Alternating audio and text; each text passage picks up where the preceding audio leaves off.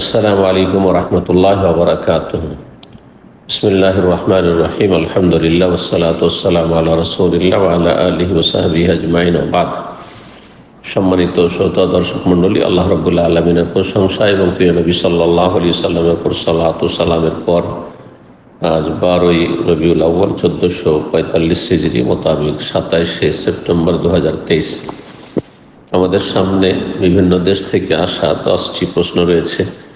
ইনশাআল্লাহ তাআলা সংক্ষেপে উত্তর দেওয়ার চেষ্টা করব। আল্লাহ রাব্বুল আলামিন তৌফিক দান করেন। প্রথম প্রশ্ন করেছেন, আসসালামু আলাইকুম শেখ। ওয়ালাইকুম আসসালাম ওয়া রাহমাতুল্লাহ। কারো প্রতি হজ ফরজ হওয়ার পর সে যদি হজ না করে উমরা করে তাহলে কি তা জায়েজ হবে? তার ওপর হজ ফরজ, আর হজ হচ্ছে ইসলামের রুকন, ফরজ বিল ইজমা, এতে ঐক্যমত রয়েছে মুসলিম উম্মার। কিন্তু উমরা ওয়াজিব, ফরজ নাকি সুন্নাত, এই নিয়ে ইখতিলাফ রয়েছে উলামায়ে কেরামদের মাঝে। যদিও এই ক্ষেত্রে সঠিক মত যে উমরাও জীবনে একবার ওয়াজিব, কিন্তু তার উপর যেহেতু শুধু উমরা নয় বরং হজ ফরজ হয়ে রয়েছে, হজ করার আর্থিক শক্তি সামর্থ্য রয়েছে। হজ না করে শুধু উমরা করলেন তাহলে তিনি উমরার নেকি পাবেন, আর হজ যে তার ফরজ রয়েছে, ইসলামের গুরুত্বপূর্ণ রুকুন, সেটি তিনি আদায় করলেন না। এই জন্য তিনি কাবিরা গুনাহগার, ফাসিক। যেই ব্যক্তি কোনো ফরজ পরিত্যাগ করলো সেই ব্যক্তি পাপিষ্ট, ফাসিক, গুনাহগার। এই অবস্থায় আল্লাহর কাছে হাজির হলে আযাবের সম্মুখীন হইতে হবে। আল্লাহ রাব্বুল আলামিনের ইচ্ছাধীন। আল্লাহ রাব্বুল আলামিন চাইলে ক্ষমা করবেন আর চাইলে শাস্তি দেবেন। তবে ফরজের বিষয়টি এত হালকা বিষয় নয় যে আপনি ইচ্ছা হইলে করলেন, না হয় করলেন না। এমন অবস্থায় কেউ আল্লাহর সামনে যাবেন না যাতে আযাবের সম্মুখীন হতে হয়। আল্লাহ রাব্বুল আলামিন সঠিক বিষয়টি বুঝার তৌফিক দান করেন, হেদায়েত দান করেন এবং ফরজের গুরুত্ব দেওয়ার তৌফিক দান করেন। 2 নম্বর প্রশ্ন করেছেন, আসসালামু আলাইকুম শেখ। ওয়ালাইকুম আসসালাম ওয়া রাহমাতুল্লাহ। হজে যাওয়ার সামর্থ্য নেই যেহেতু খরচ বেশি, কিন্তু উমরার খরচ কম হওয়ায় উমরা করার সামর্থ্য আছে, তাহলে সে কি উমরা করতে পারবে? জি, পারবে। যার হজের সামর্থ্য নেই, হজ করলে ভারত বাংলাদেশ থেকে 4-5 লাখ টাকা হয়তো লাগবে বা তার কম বেশি, আর উমরা হয়তো লাখখানেকের ভিতরে হয়ে যাচ্ছে। সুতরাং কেউ যদি উমরা করতে পারে আর উমরা করে, আর বিশেষ করে জীবনে প্রথম উমরা হয়, তাহলে সে উমরার ওয়াজিব আদায় করে গেল। ফাত্তাকুল্লাহ মাস্তাতাতুম, যথাসাধ্য আল্লাহকে ভয় করো, যতটা পারছে আদায় করছে। সুতরাং জায়েজ। তার কাছে যখন এতটা পয়সা হবে যে হজ করতে পারবে বাইতুল্লাহ, তখন হজ ফরজ। 3 নম্বর প্রশ্ন করেছেন, আসসালামু আলাইকুম শেখ। ওয়ালাইকুম আসসালাম ওয়া রাহমাতুল্লাহ। বদলি উমরা করা কি জায়েজ? এর জন্য নিজের উমরা আগে করতে হবে কি? বদলি উমরা জায়েজ, যেমন হজ্জে বদল জায়েজ। এটি হচ্ছে সঠিক মত। নবী সাল্লাল্লাহু আলাইহি সাল্লামের এই মর্মে হাদিস রয়েছে। কার পক্ষ থেকে জায়েজ? মৃত ব্যক্তির পক্ষ থেকে, অথবা এমন ব্যক্তি যে শারীরিক দিক থেকে অচল কিন্তু সুস্থ শারীরিক দিক থেকে, আর তার পক্ষ থেকে বদলি উমরা বা বদলি হজ এটা জায়েজ না। যে ব্যক্তি শারীরিকভাবে সুস্থ তার পক্ষ থেকে বদল চলবে না। অনেকে স্ত্রীর পক্ষ থেকে উমরা বদল করেন, এটা জায়েজ হবে না।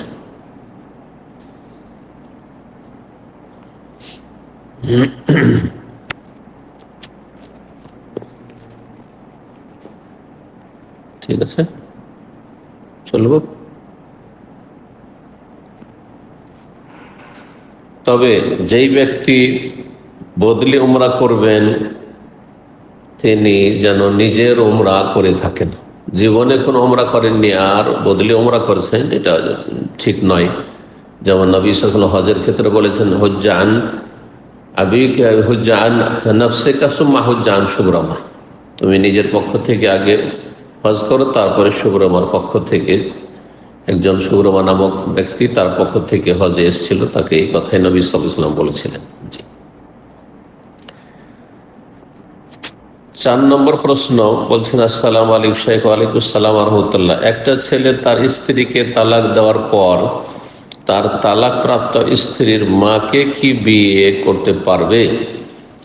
তার মা বেশি সুন্দরী ছিল। হাদিস দ্বারা উত্তর দিয়ে উপকৃত করবেন, আল্লাহ হেদায়েত দান করুন। যেই ব্যক্তি কোনো মহিলাকে বিয়ে করেছে, শুধু বিয়ের সাথে সাথে সেই মহিলার মা মানে তার শাশুড়ি তার উপর হারাম। দলিল সূরা নিসা, কোরআনে কারিমে, হাদিস নয়, কোরআনে কারিমের স্পষ্ট আয়াত রয়েছে। সূরা নিসার আয়াত নম্বর 23 মহান আল্লাহ ইরশাদ করেছেন, উম্মাহাতু নিসাইকুম হুররিমাত আলাইকুম উম্মাহাতুকুম, তোমাদের মায়েদেরকে হারাম করা হয়েছে এইভাবে, মেয়েদেরকে, বোনদেরকে ইত্যাদি বলার পরে আল্লাহ বলছেন উম্মাহাতু নিসা, তোমাদের স্ত্রীদের মায়েদেরকে তোমাদের হারাম করা হয়েছে। শাশুড়ি, দাদি শাশুড়ি, নানি শাশুড়ি, ওপরে যত যাবে সবকে হারাম করা হয়েছে। বিয়ে কবুল করার সাথে সাথে স্ত্রীর সাথে দেখা সাক্ষাৎ যদি নাও হয়, সহবাস নাও হয়, তবুও শাশুড়িকে বিয়ে করা হারাম। জি, এতে ইজমা রয়েছে, যেহেতু কোরআনে কারীমের স্পষ্ট দলিল রয়েছে, এতে কোনো ইখতিলাফ নেই। 5 নম্বর প্রশ্ন বলছেন, আসসালামু আলাইকুম শেখ। ওয়ালাইকুম আসসালাম ওয়া রাহমাতুল্লাহ। গায়ে হলুদ নারী পুরুষ একসাথে বিয়ের অনুষ্ঠান, ওয়ালিমা, যেখানে নারী পুরুষ একসাথে একাকার হয়, আমাদের বর্তমান সমাজের প্রতিটি অনুষ্ঠানে, এমন সব অনুষ্ঠানে যেতে বাধা দেওয়ার কারণে প্রায় সময় আমার স্ত্রীর সাথে ঝামেলা হয় যে কোনো মূল্যে বিয়ের অনুষ্ঠানে যাওয়ার জন্য। এই অবস্থায় আমার করণীয় কি? দোয়া করি আল্লাহ রাব্বুল আলামিন এইরকম মহিলাদেরকে হেদায়েত করেন, যারা ফিতনার জায়গায়, যেখানে বেহায়া বেপরদা হয়ে যেতে হবে, যেখানে অবাধ মেলামেশা, নারী পুরুষ একাকার হয়ে যায়, যেসব অনুষ্ঠানে পাপ হয়, হারাম কাজ হয়, সেসব জায়গা থেকে পুরুষ নারী সকলকে বেঁচে থাকার তৌফিক দান করেন। এইরকম জায়গায় উপস্থিত হওয়া হারাম, সেখানে অবস্থান করা হারাম। যদি অন্যায় প্রতিবাদ করতে পারেন তাহলে যাবেন, আর যদি প্রতিবাদ না করতে পারেন, অন্যায় বাধা না দিতে পারেন, চোখের সামনে অন্যায় কাজ হচ্ছে, নিজেও ফিতনায় হয়তো নিমজ্জিত হবেন, অথবা অন্যায়ের ওপর চুপ থাকতে হবে, তাহলে সেখানে উপস্থিত হওয়া, সেখানে অবস্থান করা হারাম। আল্লাহ কোরআনে কারীমে বলছেন, ফালা তাকুদ বাদা যিকরা মাল কওমিজ জালিমিন, উপদেশ আসার পরে জালেমের সাথে তোমরা বসবে না। বলছেন, এক মহা ঝামেলা থেকে ফিতনা থেকে বিরত থাকতে পারবো ইনশাআল্লাহ যদি একটু এ বিষয়ে জানান। কারণ স্ত্রী সন্তান কোনো শরীয়ত সম্মত নয়। আল্লাহ সকলকে হেদায়েত দান করুন। এমন কাজে অংশগ্রহণ করলে আমি গুনাহগার হচ্ছি, আমার জন্য দোয়া করবেন। আল্লাহ আপনাকেও তৌফিক দান করেন, আপনার স্ত্রী পরিবারকে আল্লাহ হেদায়েত করেন, সকল মুসলিমকে আল্লাহ হেদায়েত করেন, যেন মুসলিম সমাজে এই রকমের পাপ, অশ্লীলতা, অন্যায় কাজ না হয়। 6 নম্বর প্রশ্ন করেছেন, আসসালামু আলাইকুম শেখ। ওয়ালাইকুম আসসালাম ওয়া রাহমাতুল্লাহ। আমি রাকিবুজ্জামান বলছি সাউথ কোরিয়া থেকে। এখানে শুক্রবারে কাজ হয়, তাই সময়ের স্বল্পতা ও মসজিদ দূরে হওয়ার কারণে মসজিদে যাওয়া সম্ভব হয় না। এমত অবস্থায় আমরা 3 জন মিলে আজান দিয়ে খুতবা দিয়ে জুমার নামাজ আদায় করতে পারবেন? 3 জন হলে, সর্বনিম্ন 3 জন হলে একজন খুতবা দেবেন আর ইমামত করবেন, আর বাকি 2 জন জুমায় শরীক হবেন জামাতে। 3 জনে জুমা কায়েম করা জায়েজ এই রকমের অবস্থা পরিস্থিতি হলে বা প্রয়োজন হলে। কিন্তু মসজিদ কাছাকাছি রয়েছে, 1-2 কিলোমিটারের ভিতরে মসজিদ রয়েছে, মসজিদে যাওয়া সম্ভব, তাহলে এরকম জুমা কায়েম করা জায়েজ নয়। অমুসলিম দেশে এই জন্যই বসবাস জায়েজ নয়। এমন অমুসলিম দেশে বসবাস জায়েজ নয় যেখানে জুমা জামাত করতে পারছেন না, মসজিদ নেই, সুতরাং 5 ওয়াক্ত সালাতের জামাতের কোন ব্যবস্থা নেই, জুমা কায়েম করতে পারছেন না, এইরকম জায়গায় এইভাবে বসবাস করা জায়েজ না। যথাসাধ্য সেখান থেকে বেরিয়ে আসার চেষ্টা করুন, আল্লাহ তৌফিক দান করুন। 7 নম্বর প্রশ্ন করেছেন, আসসালামু আলাইকুম শেখ। ওয়ালাইকুম আসসালাম ওয়া রাহমাতুল্লাহ। আমরা জানি যে ভোরবেলা অর্থাৎ ফজর পর বরকত থাকে। আমার প্রশ্ন হচ্ছে সময়টা আসলে কখন? ভোর মানে ফজর শুভ সাদেক হওয়ার পর থেকে শুরু করে সকালবেলা যতক্ষণ পর্যন্ত মানুষ কাজকর্ম পায় সাধারণত তলাশ করে, এগুলো ভোর সকালবেলা। আর সকাল 10টা হয়ে গেলে কেউ কাজে নেবে না। তো নবী সাল্লাল্লাহু আলাইহি সাল্লাম যে দোয়া দিয়েছেন, আল্লাহুম্মা বারিক লি উম্মতি ফি বুকুরিহা, আবু দাউদ, তিরমিজি, ইবনে মাজাহ হাদিস, হাদিসটি সহিহ ওয়া হাসান। হে আল্লাহ, আমার উম্মতের সকালবেলায় বরকত দান করো। ভোরে ভোরে কাজকর্ম পাওয়া যাবে, ভোরে ভোরে অল্প সময়ে কাজ সারা যেতে পারে, মানুষের মন মেজাজ ফ্রেশ থাকে, পরিবেশ ঠান্ডা থাকে। আর একটু বিলম্ব হয়ে গেলে যারা গরিব মানুষ তারা আর কাজের সন্ধান পাবে না। সুতরাং বিভিন্ন দিক থেকে, পার্থিব দিক থেকেও যদি আমরা দেখি, তাহলে সকালবেলাতে বরকত রয়েছে। আর নবী সাল্লাল্লাহু আলাইহি ওয়াসাল্লামের দোয়াও রয়েছে। আর যেটা বাস্তব যে সকালবেলার কাজকর্মে বরকত রয়েছে, সকালবেলা রুজি সন্ধানে বরকত রয়েছে। সকালবেলায় কোনো কাজে গেলে সেই কাজগুলি সহজে সেরে আসা যায়। আল্লাহ রাব্বুল তৌফিক দান করেন। 8 নম্বর প্রশ্ন করেছেন, বলছে, আসসালামু আলাইকুম শাইখ। ওয়ালাইকুম আসসালাম ওয়া রাহমাতুল্লাহ। আমি জানি ভবিষ্যতে কোনো কাজ করতে চাইলে বা পরিকল্পনা করলে ইনশাআল্লাহ বলতে হবে। আমার প্রশ্ন, ইনশাআল্লাহ কি মনে মনে বললে হবে নাকি জোরে শব্দ করে বলতে হবে? নিজেকে শুনিয়ে বলবে। আশেপাশে লোকেরা রয়েছে, তারাও শিখুক। যদি মনে মনে বলে নেন, তাহলে আশেপাশের লোকেরা প্রথম কথা ভাববে যে আপনি কথা বলেন কিন্তু ইনশাআল্লাহ বলেন না, আপনি ইনশাআল্লাহ বলেন না, আপনার সম্পর্কে কুধারণা হবে। 2 নম্বর কথা, যে অনেক অজ্ঞ মানুষ রয়েছে যারা শরীয়তের মাসলা জানে না, তারা শিখবে, তাদের শিক্ষা থেকে বঞ্চিত রাখলেন। সুতরাং ইনশাআল্লাহ ইসলামের যেসব নিদর্শন রয়েছে, অর্থাৎ যাতে বোঝা যায় যে আপনি মুসলিম, দেখা সাক্ষাৎ হলে সালাম বিনিময়, সালাম নেওয়া দেওয়া, তারপরে ভবিষ্যৎ কোনো কাজ করব, কোনো কথা বলবো, এই সম্পর্কে ইনশাআল্লাহ বলা, ভালো কিছু হলে মাশাআল্লাহ বলা, এই ধরনের কথাগুলি যদি মানুষ দৈনন্দিন কাজে বলে এবং এই রকম বাক্যগুলি প্রয়োগ করে, তাহলে স্পষ্ট বোঝা যায় যে হ্যাঁ, সত্যি এরা মুসলিম। ঠিক। তো আজকাল আলহামদুলিল্লাহ অনেক বেনামাজি বেদিনরাও ইনশাআল্লাহ, মাশাআল্লাহ, আলহামদুলিল্লাহ আর সালাম দোয়া ইত্যাদি এসব কিন্তু বলছে। আল্লাহ পুরোপুরি যেন হেদায়েত দান করেন তাদেরকে এবং আমাদেরকে সুন্নতের উপর আমল করার তৌফিক দান করেন। ইনশাআল্লাহ বলতে হবে, ফরজ নয়। আপনার বিশ্বাস আছে, আল্লাহ না চাইলে কোনো কাজ হয় না, যথেষ্ট ইয়াকিন, আপনার আকীদা ঠিক আছে, কিন্তু ইনশাআল্লাহ বলে নেওয়া হচ্ছে ভালো কাজ। সূরা কাহফের আয়াত নম্বর 23-24 মহান আল্লাহ ইরশাদ করেছেন, ওয়ালা তাকুলান্না লিশাইইন ইন্নী ফাইলুন যালিকা গাদান ইল্লা ইয়াশা আল্লাহ। তুমি কোনো কাজ সম্পর্কে বলবে না যে ইন্নী ফাইলুন যালিকা গাদান, আগামীকালকে এটা করব, ইল্লা ইয়াশা আল্লাহ, তবে আল্লাহ যদি চান। এই জন্য ইনশাআল্লাহ বলবেন। কোরআনে কারিমে এই শিক্ষাই দেওয়া হয়েছে, নবী সাল্লাল্লাহু আলাইহি ওয়াসাল্লাম সালাফগণ এইভাবে বলেছেন। 9 নম্বর প্রশ্ন বলছেন, আসসালামু আলাইকুম রহমতুল্লাহ। ওয়ালাইকুম আসসালাম রহমতুল্লাহ। শেখ, আমি একজন কলেজ ছাত্র, পরিবারের সাথে থাকি। আমার ছোট বোন সাবালিকা, নামাজ ও পর্দা সম্পর্কে বেখেয়ালি, আল্লাহ হেদায়েত করুক। আমি এ ব্যাপারে কঠোর হয়েও মা বাবার কারণে শাসন করতে পারি না। শাসনের দায়িত্ব আপনার নয়, যেখানে মা বাবা বেঁচে আছেন। বাবা হচ্ছেন অভিভাবক। শাসন করতে গেলে মা বাবা আমার উপর রাগান্বিত হন। অন্যের কাজ নিজের কাঁধে চাপিয়ে নেওয়া, এটি সীমা লঙ্ঘন, বাড়াবাড়ি, চরমপন্থা অবলম্বন করবেন না। তবে বাবা মাকে উপদেশ দেবেন, বুঝাবেন, বাবা মাকে স্মরণ করিয়ে দেবেন যে বোনকে যেন পর্দা করতে বলে। জি, এই অবস্থায় আমি কি দায়ুস হিসাবে গণ্য হব? আপনি দায়ুস হবেন না, তবে আপনার বাবা দায়ুস হবে যদি সত্যিকার অর্থে তার মেয়ে বেহায়া বেপর্দা চলাফেরা করে আর সেখানে সে যদি অন্যায় বাধা না দেয়, ভালো উপদেশ না দেয়, সংশোধনের চেষ্টা না করে, নিজ দায়িত্বে যদি অবহেলা করে, তাহলে সে দায়ুস হবে। আল্লাহ তাকে হেদায়েত দান করুন এবং ঠিকভাবে দায়িত্ব পালন তৌফিক দান করুন।